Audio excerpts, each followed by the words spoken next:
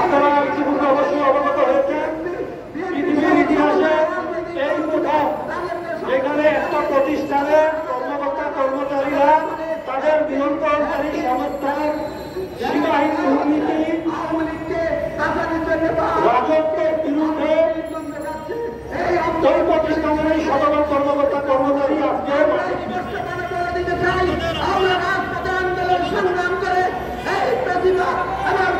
অবস্থান, এটা এই ৪৫,০০০ মানুষের জন্য কোনো অবস্থান না।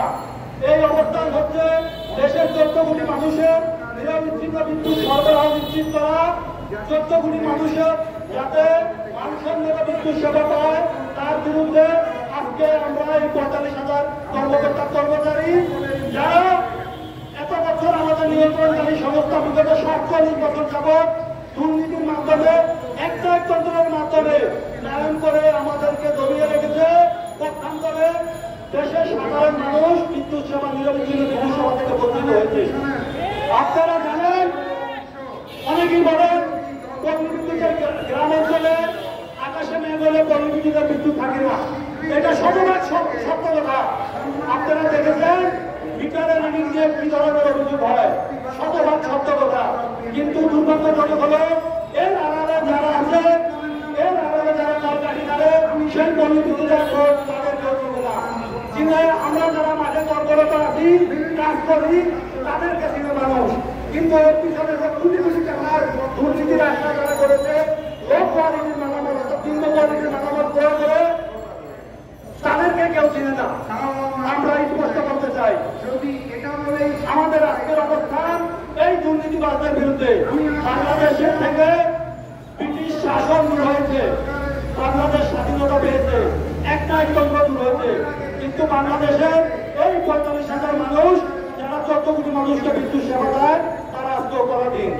পৃথিবীর ইতিহাসে শুধুমাত্র এই পল্লী বিদ্যুতের একটা সংস্থা যেখানে মাঠের কর্মীদের জন্য এক নিয়ম আর ভোটে যারা থাকে তাদের জন্য আরেক নিয়ম। ওই কর্তৃপক্ষ কোনোদিন তাদের মাঠে কাজ করার অভিজ্ঞতা নাই, তারা শুধু এসি রুমে বসে বসে আমাদের নিয়ন্ত্রণ করে আর নির্দেশনা দেয়, একেবারে সে ব্রিটিশ স্টাইলে। আমরা আজকে ছাত্র জনতা বলেছে, আমাদের দেশের অন্তর্বর্তীকালীন সরকারের মাননীয় প্রধান উপদেষ্টা বলেছে, উনি বলেছেন দেশের প্রতিটি সেক্টরকে সংস্কার করতে হবে, ওনারা সংস্কারের নিয়ম দিয়েছে।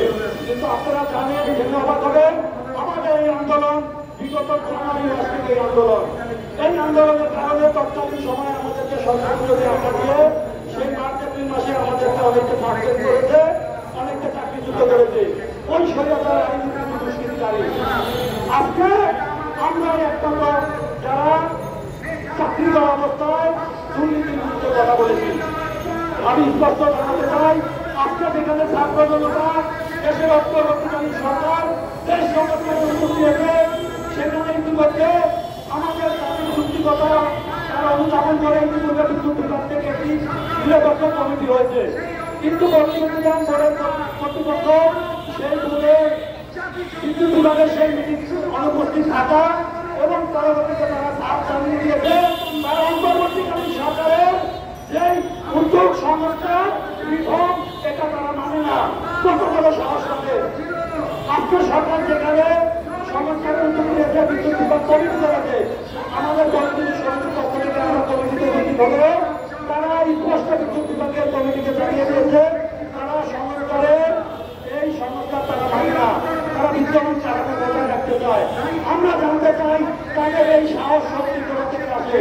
সেখানে ছাত্র জনতার এই আন্দোলন, এই স্বাধীনতা, অন্তর্বর্তীকালীন সরকারের যে উদ্যোগ, সেখানে পল্লীবিদ্যুৎ বোর্ড কিভাবে সরকারের নির্দেশনা, সরকারের উদ্যোগকে তারা অবজ্ঞা করে এবং শুধু তাই না, তারা বিভিন্ন জায়গায় পল্লীবিদ্যুৎ সমিতির কর্মকর্তা কর্মচারীদের নামে বিভিন্ন ধরনের কথাবার্তা ধরিয়ে দেওয়ার সুযোগ করাচ্ছে। তারা ইতিমধ্যে সরকারের বিভিন্ন মহলে আমাদের নামে বিভিন্ন ধরনের উস্কানিমূলক বার্তা দিয়েছে, যা সম্প্রতি মিথ্যা এবং গুজব।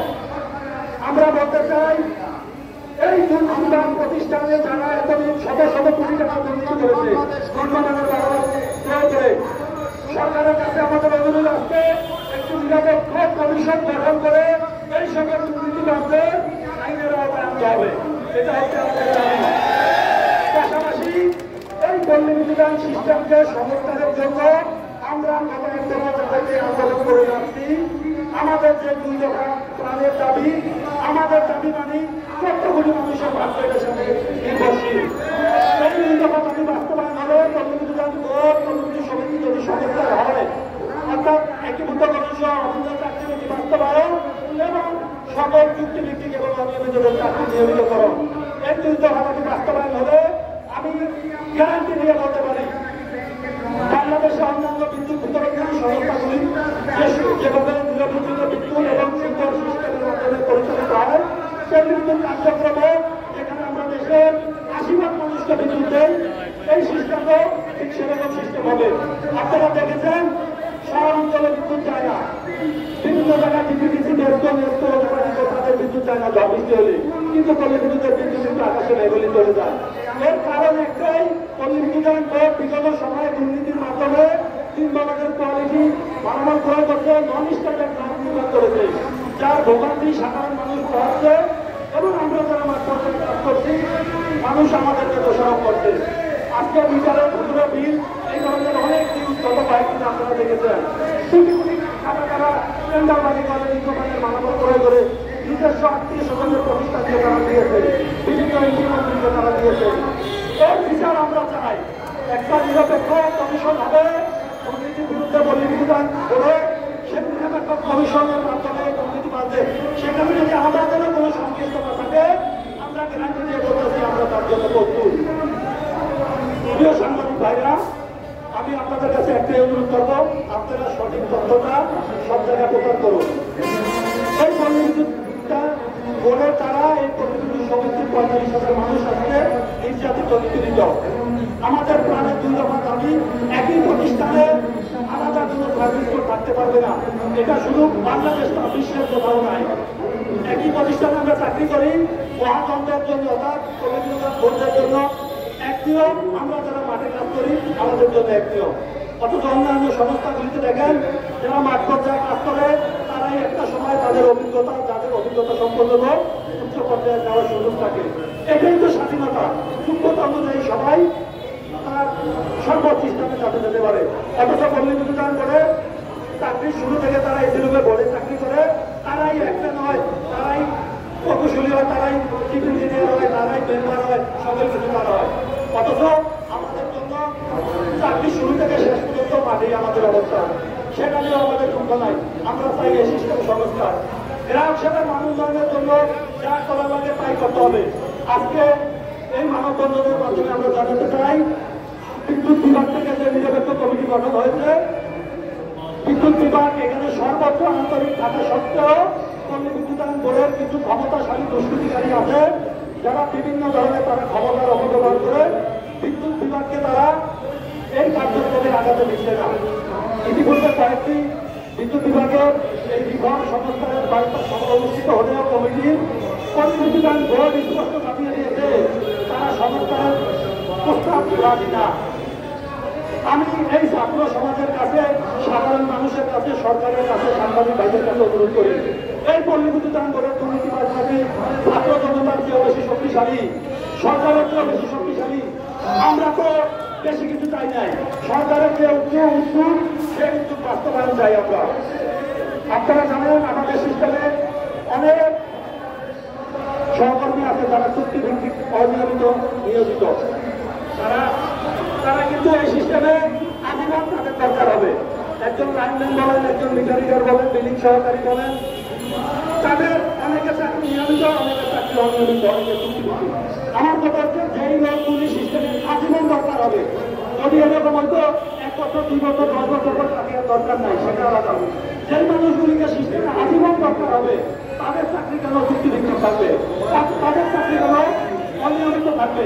এইখানে আর্থিক কোনো কিছু সংশ্লিষ্টতা নাই, সরকারের রাজস্বকরণের কোনো বিষয় নাই। এখানে পল্লী বিদ্যুৎ বোর্ড যে নীতিতে চলে সেই নীতিতে তাদের চাকরি নিয়মিত হবে। আর্থিক একটা করে সরকারের এখানে অপচয় হবে না। তাহলে দেখেন এই পদগুলিতে কিছু আছে নিয়মিত, কিছু অনিয়মিত। অর্থাৎ এই যে একটা দ্বৈত প্রথা, 2 প্রকার নিয়ম, এর জন্য তো ছাত্র জনতা জীবন দেয় নাই, এর জন্য তো এটা স্বাধীন হয় নাই। আমরা স্পষ্ট বলতে চাই, একই সিস্টেমে দ্বৈত নীতি থাকবে না। একই সিস্টেমের দুই ধরনের নিয়ম থাকবে না। হয় সবাই চুক্তিভিত্তিক হবে, হয় সবাই নিয়মিত হবে। আমাদের আমরা আমার প্রিয় সাংবাদিক ভাই যারা আছেন আপনাদের সহযোগিতা চাই। আমি আবার স্পষ্ট করতে চাই, আমাদের দাবি দেওয়া কোনো অর্থনৈতিক সংশ্লিষ্টতা নাই।